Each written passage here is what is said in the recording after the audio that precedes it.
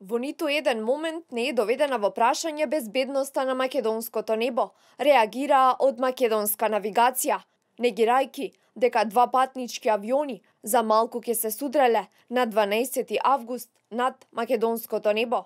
Тоа се само шпекулации кои го нарушуваат угледот на нашата компанија, се вели во соопштението.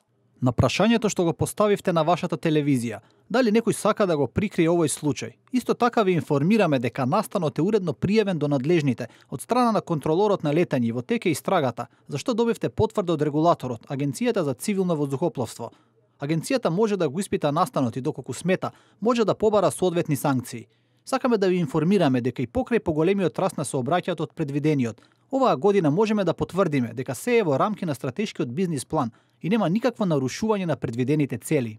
Според информациите на телевизија Нова, на 12 август два авиони се разминале на многу блиско растојание, инцидент кој според нашите извори не бил пријавен од надлежен контролор и поминал без казни за вработените во македонска навигација. Станува збор за авион на компанијата Ryanair, кој сообраќал на релацијата Братислава-Атина, и авион на нискобуџетната EasyJet, кој прелетувал над македонското небо, одејќи на релацијата Кос-Милано. Од Агенцијата за воздухопловство потврдија дека имало доближување на двата авиони, но не на оддалеченост која би можела да предизвика несреќа.